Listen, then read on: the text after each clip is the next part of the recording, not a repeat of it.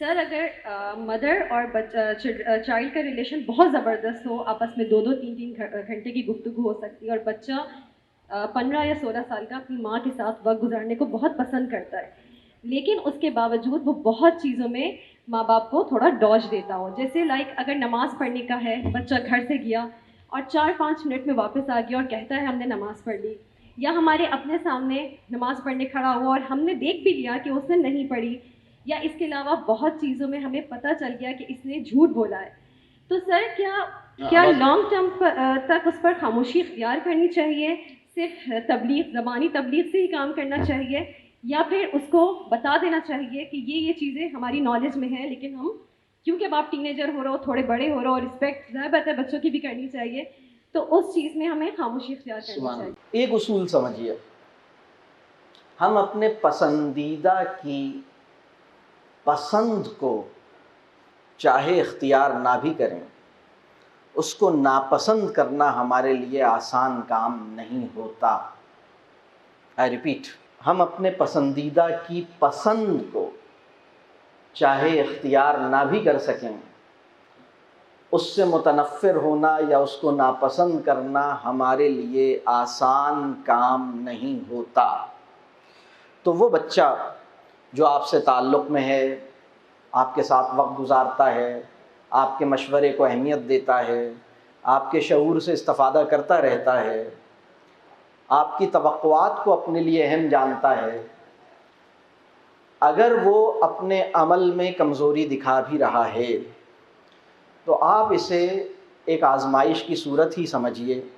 آپ کا کام یہی ہے کہ اس سے نا امید نہ ہوں، اس کے لیے دعا کریں.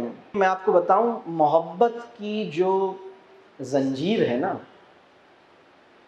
وہ کسی بھی دوسری زنجیر سے زیادہ طاقتور ہوتی ہے، وہ معمولی نہیں ہوتی، اور اس کے شعور پہ کام کرنے کا راستہ خوبصورت تعلق کے نتیجے میں پیدا ہوتا ہے. آپ شعور پہ کام کرتے رہیے، اس کو یہ ثابت نہ کریں کہ تم مجھے ڈاج دیتے ہو، اس کو یہ ثابت نہ کریں کہ تم مجھے چکما دے کے ادھر ادھر نکل جاتے ہو، تم تو کر نہیں رہے، تم تو یہ کر رہے ہو، تم تو یہ. آپ کو جو مسئلہ نظر آ بھی گیا ہے نا، اپنے تعلق میں بھی وہ پردہ رہنے دیں تو بہتر ہے. مطلب میری بات سمجھ آ رہی ہے؟ یعنی اگر آپ نے کہا نا مجھے تو اچھی طرح سمجھ آ گیا، تم اصل میں تو تم اس چکر میں ہو، تم میرے پاس اس لیے آئے ہو تاکہ تم یہ کرو، تم بڑے ہوشیار چالاک ہو، تم تو یہ ہو، تم تو وہ. تو اس کا جو پردہ اور لحاظ ہے نا، اس کا بھرم بھی رکھیے.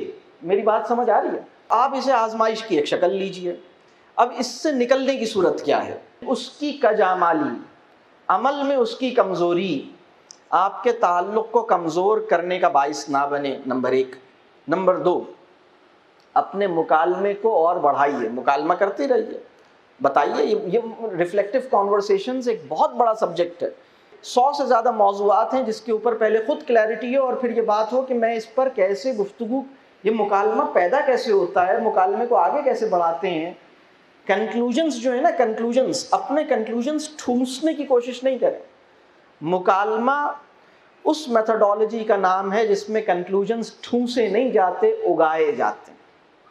کلٹیویشن آف کانسیپٹس بالکل ایک الگ پیراڈائم ہے. میری بات سمجھ آ رہی ہے؟ یعنی مکالمے کے نتیجے میں، یعنی وہ خود اس نتیجے پر پہنچے، وہ خود اس شعور کا مالک بنے، اور یہ خوبصورت مکالمہ، یعنی وہ سوال کرتا ہے، آپ جواب دیتے ہیں، یہ عمل چلتا رہنا چاہیے، تعلق چلتا رہنا چاہیے. اب جو آگے کام کرنا ہے، تنہائی میں اور اس کے سامنے، دونوں صورتوں میں اس کے لیے دعائیں کیجئے.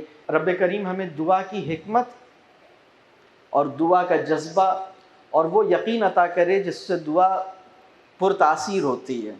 ہمارے نفس کے کھوٹ کو ختم کرے تاکہ ہماری دعا پرواز کر سکے، اوپر پہنچ سکے. مطلب رب کریم ہر پکارنے والے کی پکار کو سنتا ہے. رب کریم ہمیں پوری صداقت کے ساتھ، مطلب ہمیں سچی پکار، یعنی ہماری پکار سچی ہونی چاہیے. تو رب کریم ہمیں سچی پکار کی توفیق دے.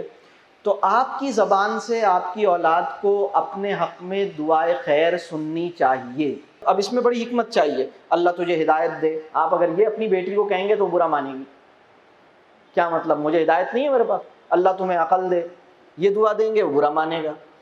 تو آپ نے تو مطلب رب کریم تم پر رحمتیں نازل کرے، رب کریم تمہارے لیے نیکی کے راستے آسان کر دے، رب کریم تمہیں اپنے امان میں رکھے، رب کریم تمہیں اچھے لوگوں کا ساتھ عطا کرے، رب کریم تمہاری ذہن کو اور خوبصورت بنا دے، تمہارے خیالات اور تمہاری نیتوں کو اور نکھار دے۔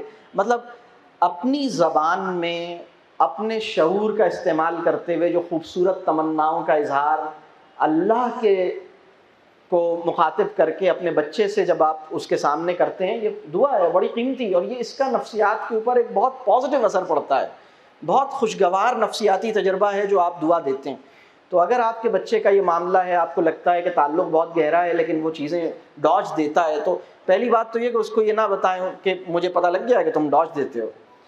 دوسری بات یہ کہ اس کو دعا دیں، اور پھر تنہائی میں اس کے لیے دعا کریں، رات کی تنہائی میں اس کے لیے دعا کریں، اور پھر یہ دیکھیں کہ میرے عمل میں، میرے مزاج میں، میرے انفاق میں کہیں کوئی روڑا ہے جس کا نکلنا میری اولاد کے حق میں بہتری کا باعث بن سکتا ہے، تو دیکھیں کہیں پچھلی ماضی قریب میں کہیں انفاق کرنے سے رہ گئے تو اس کے اوپر بڑھا دیں، کہیں کوئی ناشکری کا کلمہ کہا تو اس کو ٹھیک کر لیں، مطلب اپنے عمل کا جائزہ لیں۔ تو انشاءاللہ تعالی مطلب جو آپ کرنے پہ قادر ہیں وہ کام کیجئے، اور جو وہ کرنے پہ قادر ہے اللہ سے امید رکھیے اور اس کے لیے دعا کیجئے، وہ کرے گا انشاءاللہ، نا امید نہیں ہوں۔